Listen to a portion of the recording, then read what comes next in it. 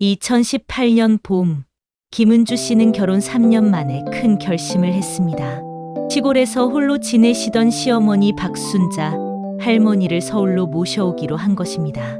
당시 은주 씨는 32세였습니다. 신혼 생활을 즐기기에도 부족한 나이였죠. 주변 친구들은 말렸습니다. 시어머니랑 같이 살면 힘들어. 특히 신혼일 때는 더더욱. 하지만 은주 씨의 마음은 이미 정해져 있었습니다. 박순자 할머니는 당시 74세, 남편을 먼저 떠나보내고 10년째 혼자 살고 계셨습니다. 아들 내외가 서울로 모셔가겠다고 했을 때 처음엔 망설이셨죠. 젊은 부부 사는데 늙은이가 끼어들어서야. 하지만 며느리 은주 씨의 진심 어린 부탁에 마음이 움직였습니다. 2018년 4월 15일, 짐을 가득 실은 차로 할머니는 서울에 오셨습니다. 은주 씨는 그날을 위해 한 달 전부터 준비했습니다. 할머니 방을 따로 마련하고 온도를 새로 깔고 할머니가 좋아하실 만한 이불과 베개도 새로 장만했습니다. 첫날 저녁, 가족 3명이 둘러앉아 식사를 했습니다. 은주 씨가 정성껏 차린 상차림을 보시며 할머니는 연신 감탄하셨습니다. 얘야, 이렇게까지 안 해도 되는데 고맙다. 그날 밤, 할머니는 오랜만에 편안한 잠에 들 수 있었습니다. 처음 몇 주는 서로 조심스러웠습니다. 할머니는 며느리에게 폐가 될까봐, 은주 씨는 혹시 할머니가 불편하실까봐. 하지만 시간이 지나면서 두 사람은 점점 가까워졌습니다. 은주 씨는 출근 전마다 할머니와 함께 아침을 먹었습니다. 할머니가 직접 기른 상추쌈에 된장찌개, 그리고 김치, 시리골 밥상이 서울에서 그대로 재현되었습니다. 어머니, 정말 맛있어요. 그래? 우리 딸 입맛에 맞나? 이런 대화가 매일 반복되었죠. 주말이면 둘이서 시장에 함께 갔습니다. 할머니는 은주 씨의 팔을 잡고 천천히 걸으시며 하나하나 식재료를 고르셨습니다. 이 생선 봐라. 눈이 맑고 싱싱하네. 이 배추는 속이 꽉 찬 게 김치하기 딱 좋겠다. 평생 장을 보신 할머니의 안목은 정말 대단했습니다. 그런 할머니를 따라다니며 은주 씨는 많은 것을 배웠습니다. 장 보는 법부터 시작해서 제대로 된 된장찌개 끓이는 법, 김치 담그는 비법까지 친정어머니에게도 배우지 못했던 것들을 시어머니에게 하나씩 배워갔습니다. 가끔 할머니는 은주 씨에게 이런 말씀을 하셨습니다. 얘야, 너 정말 착하다. 시집 와서 시어머니 모시고 사는 게 쉬운 일이 아닌데.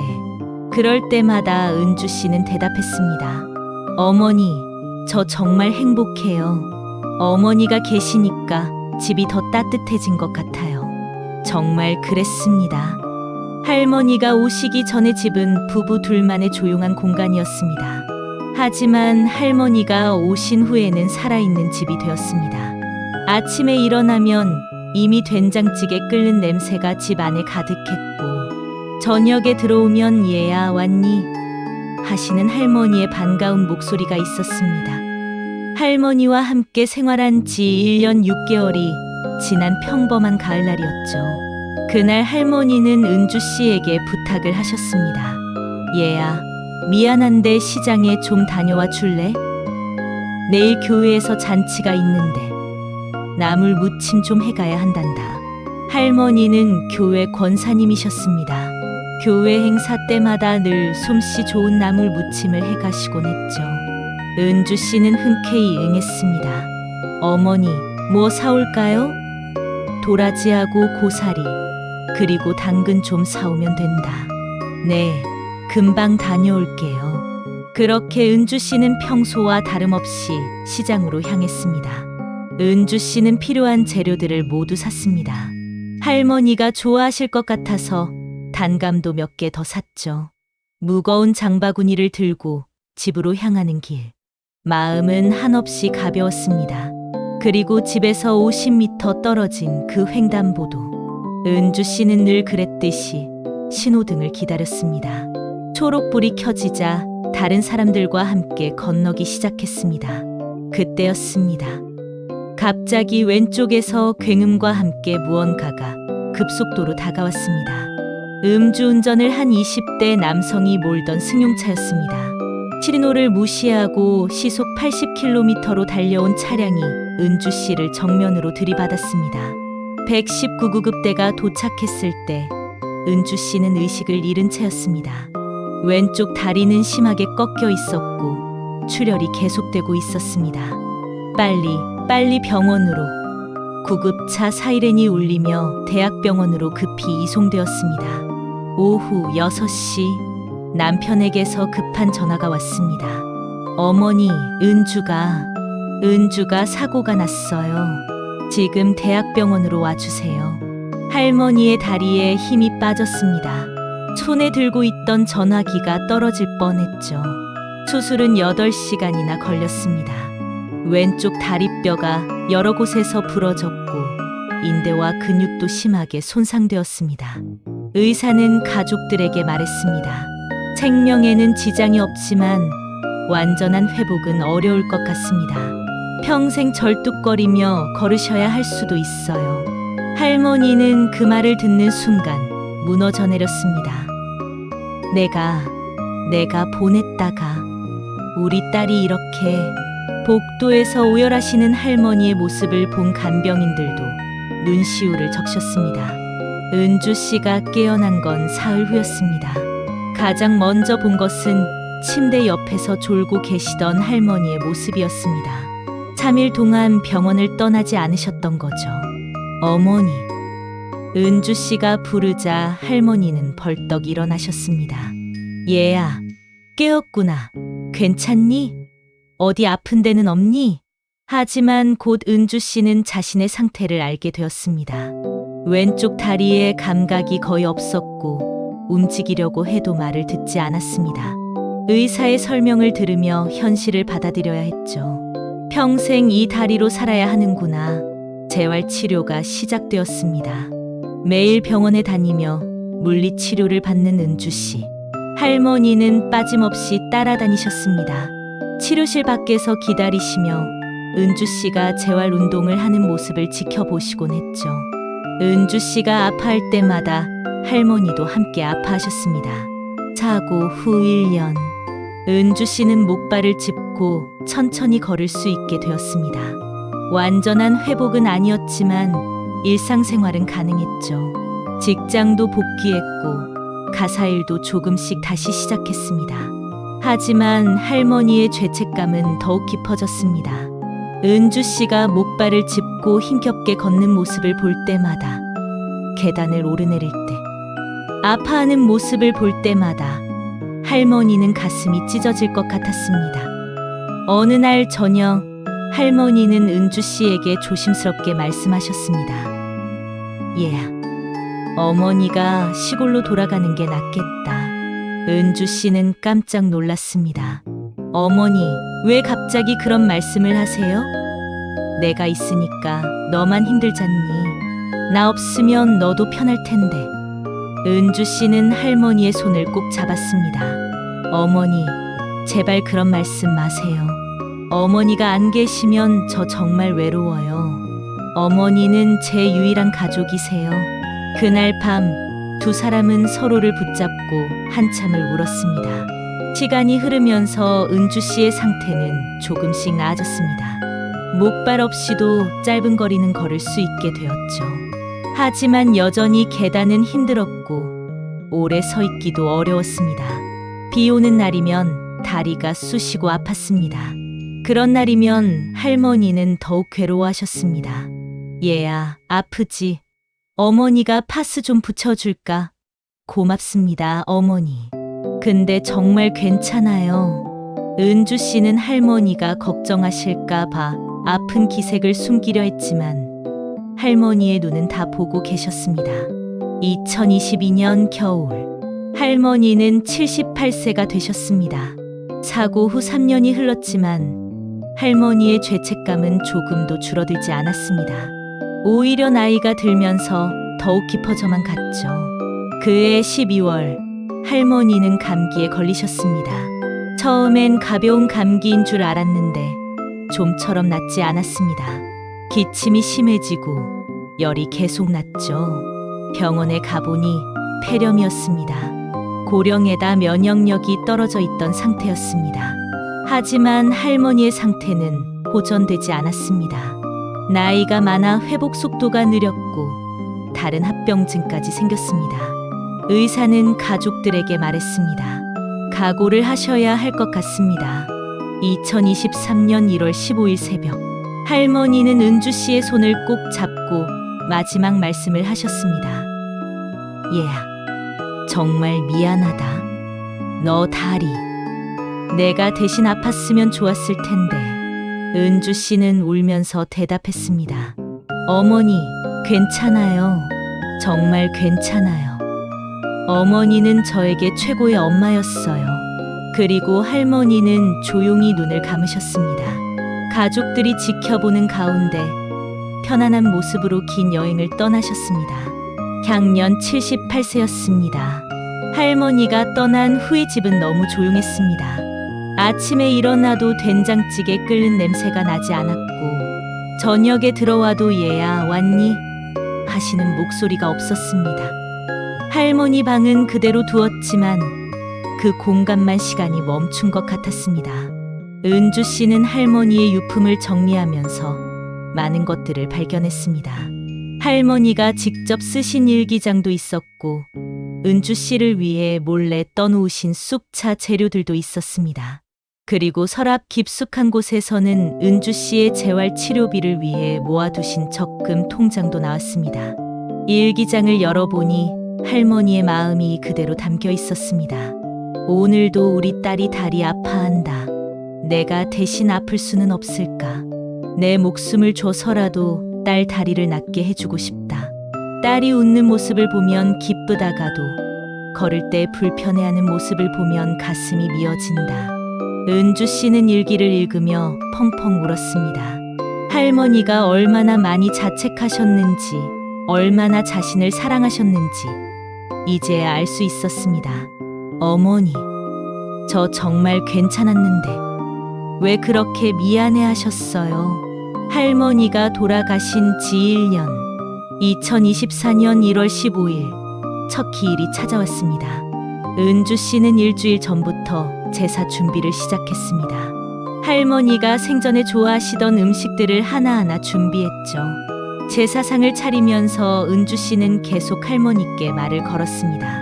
어머니, 여기 계시죠? 저 지금 어머니 좋아하시던 나물 무침 올려드려요. 어머니가 가르쳐 주신 대로 정성껏 만들었어요.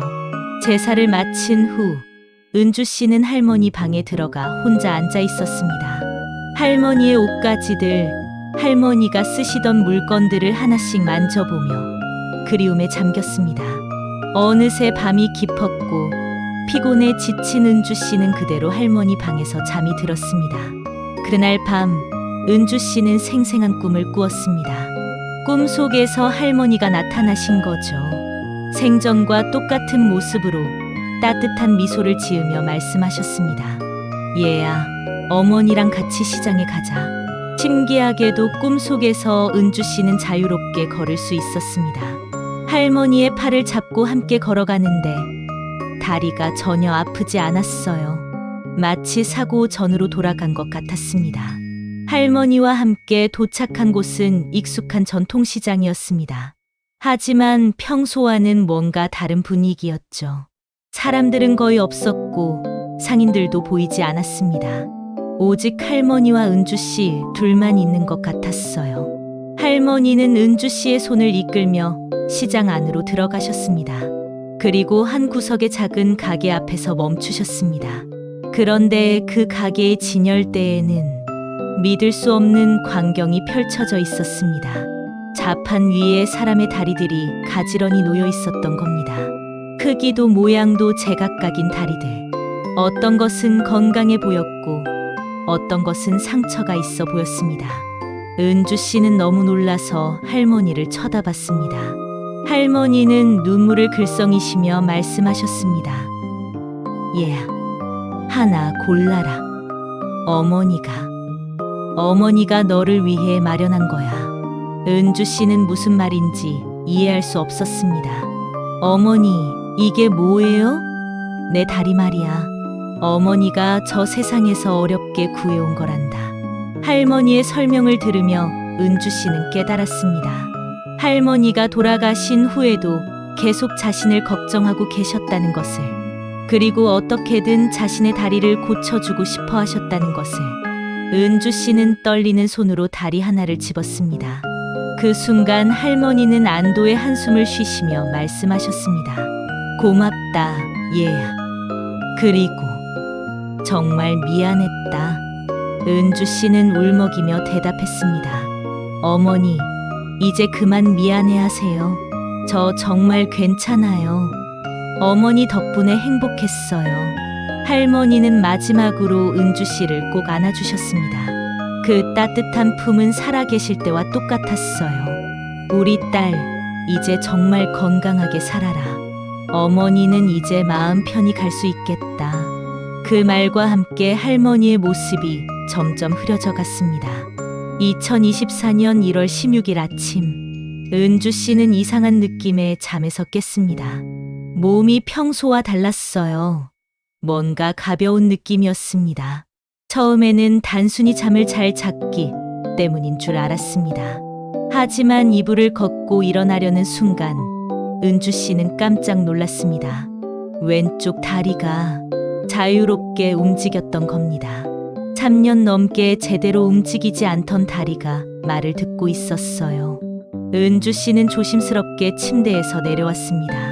그리고 한 발, 두 발 걸어봤습니다. 아무런 통증도 불편함도 없었습니다. 마치 사고 전의 몸으로 돌아간 것 같았어요. 이건 꿈이겠지. 은주 씨는 몇 번이고 자신을 꼬집어 봤습니다. 하지만 꿈이 아니었습니다. 정말로 다리가 완전히 나은 거였어요.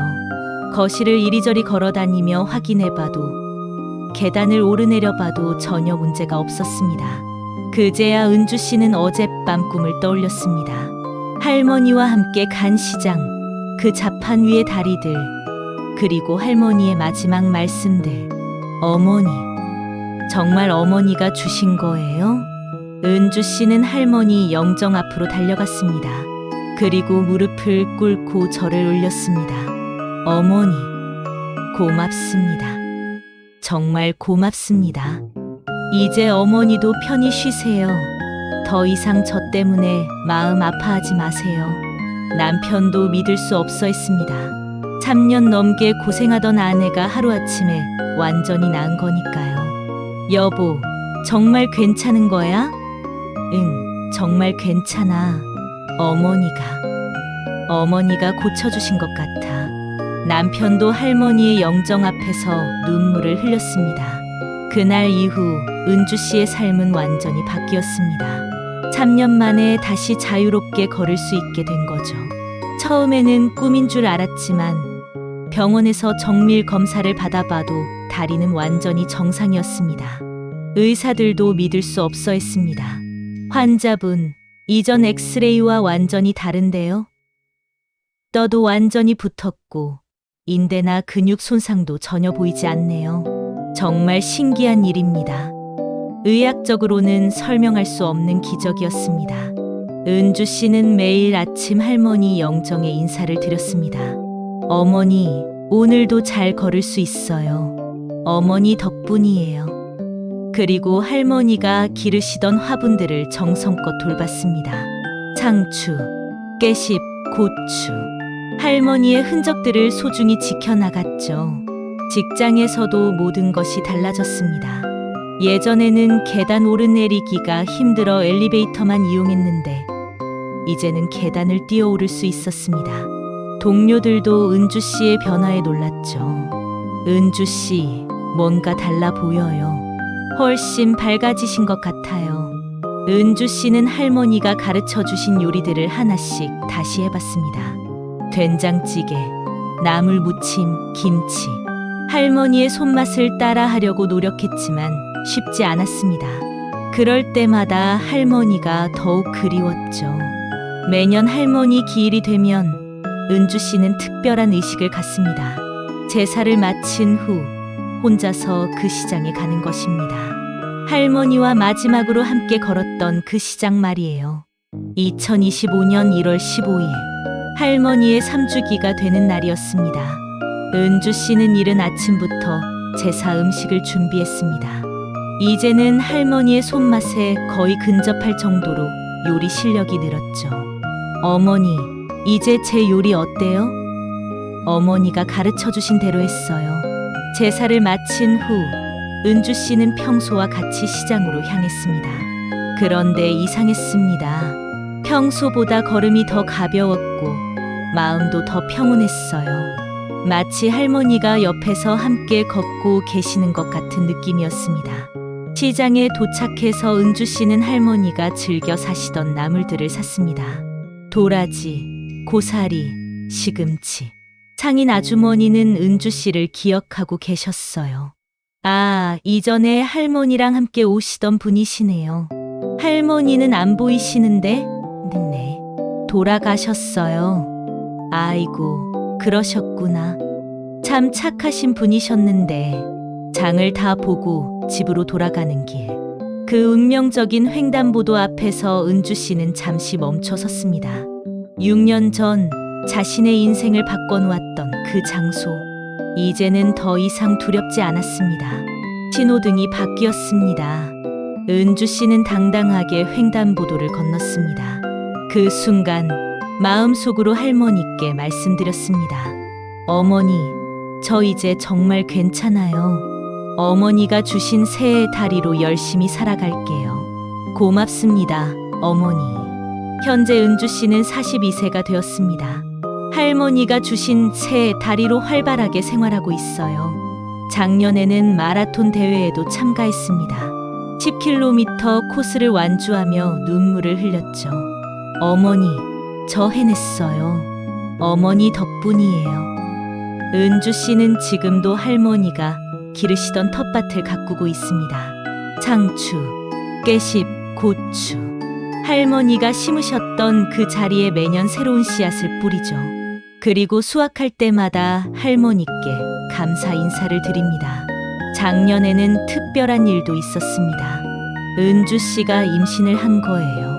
현재 임신 7개월째. 곧 새로운 생명이 태어날 예정입니다. 어머니, 저희 아기도 어머니를 할머니라고 부르게 할 거예요. 어머니의 사랑을 물려받은 아이로 키울게요. 은주 씨는 종종 아기에게 말을 걸곤 합니다. 우리 아가야, 곧 만날 할머니는 정말 대단한 분이셔. 엄마를 이렇게 건강하게 만들어주신 분이야. 할머니의 사랑을 듬뿍 받고 태어나렴. 매년 시장에 가는 전통도 계속 이어가고 있습니다. 할머니의 기일에는 꼭 그 시장에 가서 할머니와 함께 걸었던 그 길을 다시 걸어봅니다. 이제는 슬픔보다 감사함이 더 큰 시간이 되었어요. 얼마 전에는 그 시장에서 우연히 사고 당시를 목격했던 분을 만났습니다. 그분은 은주 씨를 알아보고는 깜짝 놀랐어요. 어머, 그때 그분이시네요? 다리가 많이 나아지셨네요. 네, 완전히 나았어요. 정말 다행이에요. 그때 얼마나 안타까웠는지 몰라요. 그 길에서 은주 씨는 또 한 번 할머니께 감사 인사를 드렸습니다.